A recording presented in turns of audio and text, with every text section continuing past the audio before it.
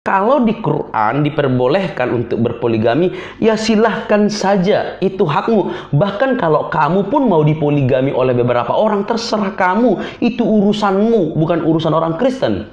Karena itu diajarkan Quran dan juga dilakukan oleh semua umat muslim. Jadi jangan kamu samakan dengan apa yang tertulis dalam Alkitab, tidak ada urusan gitu.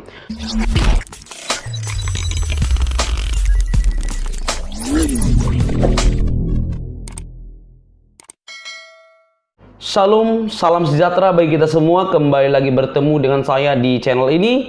Terima kasih untuk setiap rekan-rekan yang mendukung perkembangan channel ini dengan cara subscribe, like, komen, dan share. Tuhan memberkati kita semua. Kali ini kita membahas Natalia Iriani yang banyak mengeluarkan statement tentang poligami yang hendak disamakan. Dia mencoba menyamakan antara Quran dan Injil atau Alkitab, bahwa di Islam kan dalam Quran tertulis bahwa poligami itu diperbolehkan. Lalu dia mengutip beberapa ayat di dalam Alkitab dan dia berkata itu Injil, walaupun semua berantakan. Dia berkata bahwa di Injil pun diperbolehkan untuk poligami. Benarkah demikian? Mari kita saksikan videonya dan kita berikan tanggapan, dan semoga kita diberkati. Jadi di Islam, berpoligami memang diizinkan, diperbolehkan. Seperti yang kita yakini, di Al-Quran pun itu menjelaskan bahwa nabi-nabi kita atau rasul-rasul kita, mereka adalah laki-laki yang memberlakukan poligami. Seperti yang kita lihat di surat Arab ke-8, dan sesungguhnya kami telah mengutus beberapa rasul sebelum kamu, dan kami memberikan kepada mereka istri-istri dan keturunan, dan tidak ada hak bagi seorang rasul mendatangkan sesuatu ayat mujizat melainkan dengan izin Allah. Bagi tiap-tiap masa ada kitab yang tertentu. Nah, kita lihat di sini bahwa Allah memberikan mereka itu istri-istri. Berarti istrinya itu sudah jelas lebih dari satu. Dan hal ini pun sudah jelas gak asing lagi ya bagi teman-teman di luar Islam. Mereka sudah mengetahui bahwa Islam benar-benar mengizinkan poligami. Bahkan mereka suka menjadikan itu sebagai bahan lelucon atau bahan untuk olok-olokan kita umat Islam yang memperbolehkan praktek poligami. Dari video yang pertama ini kita dapat menyaksikan bahwa Natalia Iriani yang cantik ini ya, yang cantik ini mencoba menyamakan antara Quran dan juga Injil. Kalau di Quran diperbolehkan untuk berpoligami, ya silahkan saja, itu hakmu. Bahkan kalau kamu pun mau dipoligami oleh beberapa orang, terserah kamu, itu urusanmu, bukan urusan orang Kristen. Karena itu diajarkan Quran dan juga dilakukan oleh semua umat muslim. Jadi jangan kamu samakan dengan apa yang tertulis dalam Alkitab, tidak ada urusan gitu. Lalu kamu berkata itu heboh gitu loh, non muslim itu menghebohkan itu tentang poligami. Hello, tidak ada yang berurusan dengan apa yang kamu katakan, tidak ada yang heboh. Kalau memang itu sudah dilakukan oleh umat muslim dan tertulis dalam Al-Quran, ya silakan saja, tidak ada loh yang heboh tentang itu, biasa-biasa saja ya. Kamu mau poligami berapa kali pun terserah kamu, atau mau dipoligami orang terserah kamu. Tapi jangan kamu sangkut pautkan dengan kekristenan. Itu salah. Nah, lalu dikatakan orang Kristen menjadikan poligami di Islam sebagai olok-olokan atau bahan lelucon. Yang mananya? Orang Kristen yang mana? Orang kamu tertulis di Al-Quranmu kok. Untuk apa kami olok-olok? Kan kamu hanya mengamalkan. Orang Islam kan hanya mengamalkan yang tertulis di dalam Al-Quran. Bahwa poligami itu diizinkan, ya laksanakan saja. Tidak ada yang mengolok-olok kamu, ya hakmu itu, hak Tuhanmu dan hak yang kamu percaya. Dan kami tidak ada hubungannya dengan itu. Kamu ini terlalu memaksakan argumentasimu, terlalu mengada-ngada. Kalau kamu pengen pengen memberikan sebuah argumen yang mendasar. Apalagi kalau kamu menyamakan dengan, mencoba untuk menyamakan dengan Injil. Oh, di Quran ada, di Injil juga gitu loh. Itu kamu salah total seperti itu ya. Jadi tidak ada yang mengolok-olok, tidak ada yang heboh, tidak ada yang membuat poligami yang dilaksanakan oleh umat muslim sebagai lelucon tolok-olok. Itu tuduhanmu yang keliru. Dan itu perasaan kamu tentang non-muslim. Oke? Sebenarnya, untuk hal poligami, apakah di Injil pun melarang atau memperbolehkan adanya poligami? Jadi yang pertama, kita telusuri dulu Injil di bagian Perjanjian Lama. Saya mau ajak teman-teman untuk melihat di 1 Raja-Raja 11 ayat yang pertama. Di situ disebutkan bahwa Raja Salomo, atau kita kenal yang di Islam sebagai Nabi Sulaiman, di dalam Injil itu disebutkan bahwa Raja Salomo mencintai banyak perempuan asing. Itu di 1 Raja-Raja 11 ayat yang pertama. Dan juga di 1 Raja-Raja 11 ayat yang ketiga. Di situ disebutkan bahwa Raja Salomo memiliki 700 orang istri dan 300 gundik. Jadi total wanitanya Raja Salomo itu ada 1000 orang. Dan sekarang mari kita lihat di 2 Samuel 5 ayat yang ke-13. Di situ diceritakan bahwa Daud mengambil beberapa gundik dan istri dari Yerusalem. Dan di 1 Tawarik 14 ayat 3, di situ juga disebutkan bahwa Daud mengambil lagi beberapa istri dari Yerusalem. Nah, kalau kita lihat di Injil bahwa nabi-nabinya itu diperbolehkan poligami. Dari video yang kedua ini, Mbak Natalia Iriani yang cantik ini makin ngaur, rekan-rekan, makin ngaur. Kalau kita simak apa yang dikatakannya, dia semakin ngaur karena mungkin di otaknya itu sudah terpatria, tertancap tentang poligami. Atau aku mau dipoligami kapan ya gitu. Tapi urusan mulai itu, bukan urusan saya. Urusan mulai itu. Dia makin ngaur dan mencari-cari poligami di Injil. Nah, ini nih yang saya mau katakan. Yang akhirnya blunder dan salah total, ya. Dia mengatakan ada poligami di Injil. Lalu dia berkata Injil di bagian Perjanjian Lama. Hah? Injil di dalam Perjanjian Lama. Ada nggak ya Injil di dalam Perjanjian Lama? Di mana itu? Kapan itu ditulis dan kapan itu ada, Mbak Natalia? Ini membuktikan bahwa memang mungkin ya, waktu kamu menjadi Kristen sebelum menjadi mualaf, ia tidak pernah membaca utuh atau tidak melihat sejarah mana Injil, mana Perjanjian Lama dan mana Perjanjian Baru seperti itu ya. Sehingga kamu berkata Injil di bagian Perjanjian Lama. Tidak ada itu, ya. Kamu ngawur sekali ya. Injil di Perjanjian Lama dan kamu baca 1 Raja-Raja 11 ayat 1. Sekali lagi saya katakan, tidak ada Injil dalam Perjanjian Lama. Jadi stop.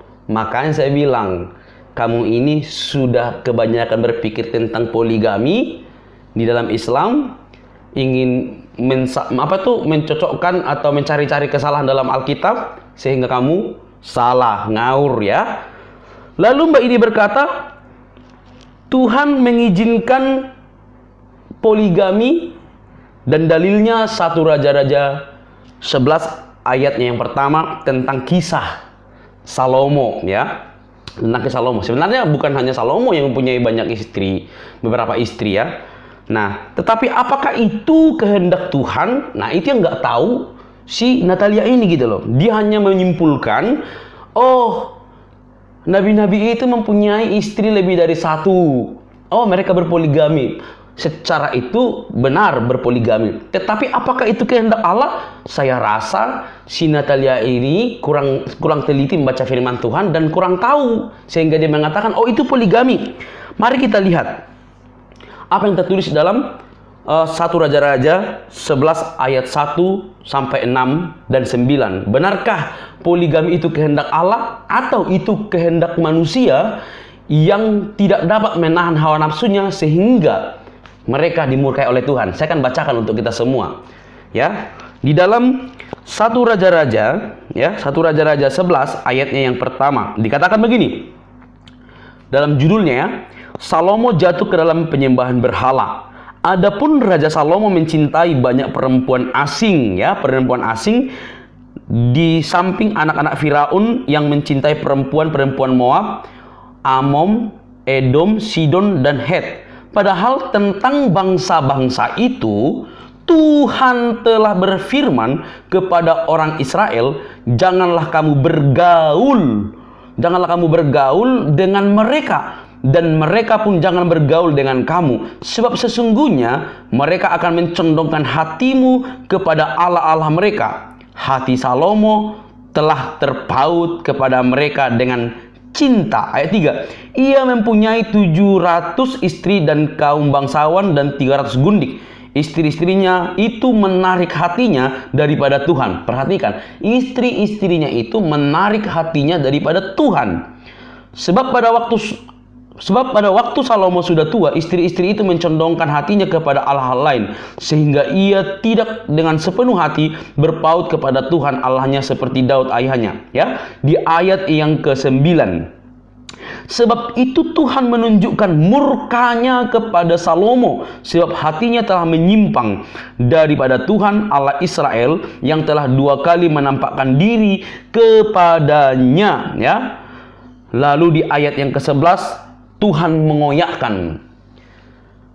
Di sini loh Tuhan melarang. Jadi poligami yang dilaksanakan, yang dilakukan oleh Salomo dan juga nabi-nabi lain, itu bukan kehendak Tuhan.